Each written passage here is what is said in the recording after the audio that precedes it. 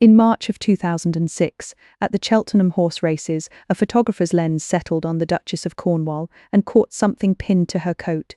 Most people in that crowd never gave it a second look. It was small, it was quiet, it was the kind of jewel that disappears into an outfit unless you know what you're looking at. But within hours, the people who did know what they were looking at had already started talking. Because that little arrangement of diamonds, 3 white ostrich feathers, the heraldic badge of the Prince of Wales hanging above a deep green emerald, had a history, and that history had a face. The face belonged to Diana, and the moment the pictures hit the papers, Buckingham Palace found itself doing something it almost never does, explaining itself. Before we get into what the palace said, what the fans said, and where that jewel sits today, and trust me, the ending of this story is not what you'd expect. Do me one favor. If you love these royal stories where a single object carries decades of pain, hit subscribe, tap the like button, and drop a comment telling me one thing. If you were William or Harry that morning, opening the paper, what would you have felt? Now let's go back, because to understand why one small brooch caused this much trouble, you have to understand where it came from. And it came from a very long way back. The piece dates to 1863, when it was given as a wedding present to Princess Alexandra of Denmark by a group of ladies from Wales on the occasion of her marriage to the eldest son of Queen Victoria. Think about that for a second. This jewel is older than the light bulb. It has outlived every single person who ever fastened it, admired it, or argued over it. There isn't even a photograph of Alexandra wearing it. After her death, it's believed the piece simply slipped into the royal vaults, into the dark, into the quiet, waiting. And it waited for more than half a century. Then, in 1981, a 19-year-old kindergarten assistant married the Prince of Wales in front of 750 million people. And somewhere in the machinery of the royal household, someone decided the feathers should come out of the dark. Diana was the first member of the royal family ever photographed wearing the piece. She was seen with it shortly after her wedding, but Diana rarely wore brooches, so she did something very Diana. She turned it into a pendant, hanging it from a diamond necklace close to her heart instead of pinned to her shoulder. And here's the detail that matters. Those 3 feathers were not just decoration, they were the official symbol of the Prince of Wales, her husband's badge, hanging at her throat. Every time she wore it, she was wearing the marriage itself. Diana was famously photographed in an emerald and diamond piece from this era, wearing it as a necklace rather than a brooch, and audiences around the world saw the sparkle without ever knowing the weight behind it. Because behind the cameras, that marriage was coming apart. There was a third person in it, and by the early 90s, the whole world knew her name. Camilla Parker Bowles. The last time Diana was photographed wearing the feathers was April 1996, just months before her divorce from Charles was finalized. Think about the timing. She wore the badge of the Prince of Wales one last time, and then she let it go. 16 months later, she was gone. A tunnel in Paris, a world in shock, and in the middle of all that grief, a quiet legal machine started moving. Because when a royal dies, every jewel gets sorted into one of 2 piles. And which pile a jewel lands in decides everything that happens next. Here's the rule almost nobody outside the palace understands.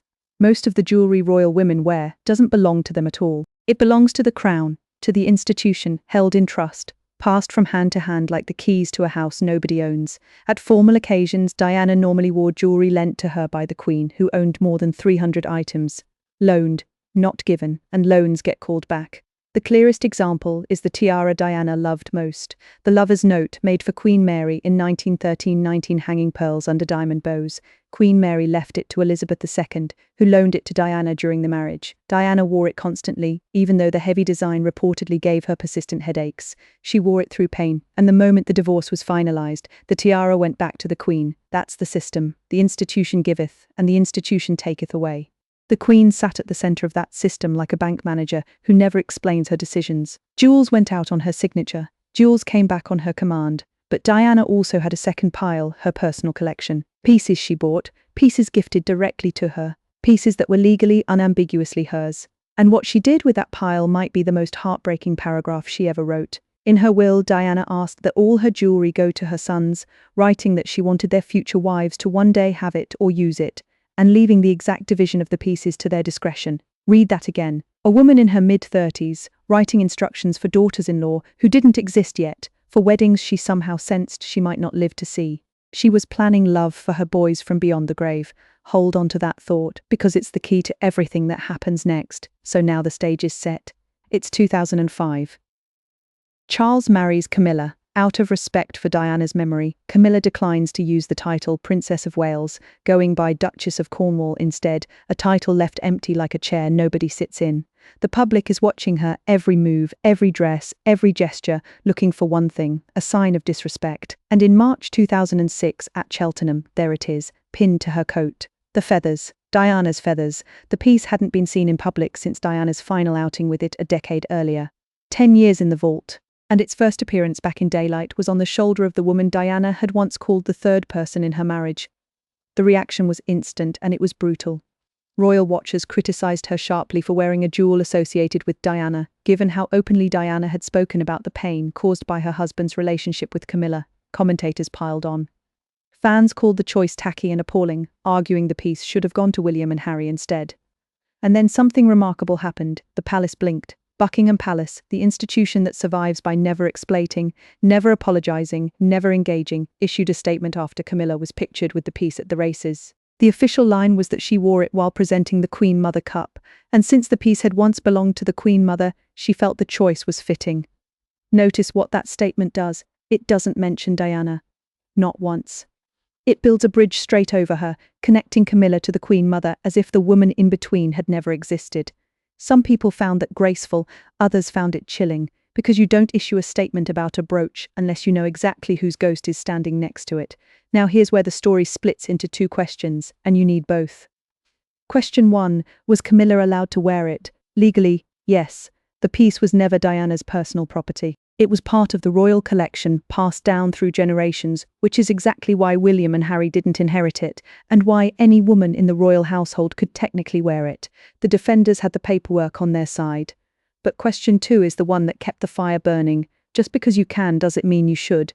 Because while royals routinely wear heirlooms, the controversies around Camilla carried a different emotional charge. Fewer in number, but far more explosive, precisely because of Diana's unique hold on public memory. The vault was full of jewels with no history attached. Thousands of choices that would have raised zero eyebrows.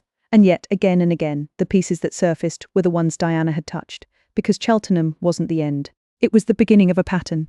Camilla wore the feathers again in 2012 back at the Cheltenham races, and then came the detail that turned criticism into fury. Reports emerged that a necklace Diana had famously worn had been altered. According to reporting, an emerald and diamond piece Diana was photographed wearing in Vienna in April 1986. A family heirloom passed to her by the Queen Mother in 1981 when she married Charles was redesigned into a brooch, redesigned, physically changed. The refashioned piece was valued at around $130,000, but the money was never the point. The point was that a jewel the world remembered glittering at Diana's throat had been taken apart and rebuilt for the woman who came after her. Jewelry experts rushed to explain that remodeling pieces is perfectly normal royal practice, done for centuries, and technically they were right. But the public wasn't reading appraisal reports. The public was reading memories. When the story spread, royal fans accused her of disrespecting the late princess, with one asking bluntly, "Has she no shame?" Others called it poor taste. The comment sections became a courtroom, and the verdict came down hard. Pause here for a second, because this is the heart of the whole video. Why does a piece of metal and stone carry this much power? Here's why. Jewelry is the only witness that survives. The marriages end. The people die. The interviews fade. But the jewel was there. It touched the skin. It sat in the photographs. When Diana wore those feathers, she was a young bride still believing in the fairy tale. When the world saw them again, she was gone, and the fairy tale had been rewritten with a different ending. A jewel doesn't just decorate. It remembers. And when it moves from one woman to another, especially those two women, it drags every memory with it. So let me ask you, right now, while we're in the middle of this, comment below with one word. When Camilla pinned on that brooch, was it innocent, just a royal wearing royal property? Or was it a message? I read every comment, and I genuinely want to know where you land.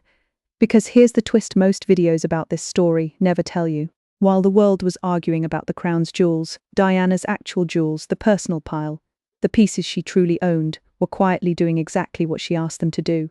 And that part of the story is beautiful. Remember the will, the wives, the future she planned for boys who were 15 and 12 when she died. After Diana's death, her legendary sapphire engagement ring was actually inherited by Prince Harry. Most people assume William had it all along. He didn't. And here's the brotherhood moment that should have been front-page news. When William fell in love, Harry gave him the ring, swapping it for their mother's Cartier watch. a gold tank watch that had been given to Diana by her father and was said to be one of William's favourite items of everything she left behind. Two brothers, dividing their mother's heart between them, each taking the piece that meant the most. William proposed to Kate in Kenya in 2010 with that ring, a 12-carat sapphire circled by 14 diamonds, and later explained that using his mother's ring was his way of making sure she didn't miss out on the excitement of that day. Diana's plan, executed to the letter, and Harry followed the same path when he proposed to Meghan. The band held 2 small diamonds taken directly from his mother's collection, so that, in his words at the time, she would be with them on the journey. And on his wedding day, Harry gave Meghan the emerald-cut aquamarine cocktail ring Diana had worn in her final years, the ring she reached for after the divorce, when she no longer felt comfortable wearing her engagement ring. Do you see the pattern? Everything Diana owned flowed exactly where she wanted it, to her sons, and through her sons, to the women they chose. Not one piece of her personal collection ever landed on Camilla, not one. The will held, the wall held. And the Queen ran her side of the wall with the same quiet precision. Think about the lover's knot tiara, the one Diana wore through headaches because she loved it that much. After it returned to the vault in 1996, the Queen could have loaned it to anyone. She was the sole authority. And when it finally came back out into the light, it was loaned to Catherine, the wife of Prince William, Diana's son's wife.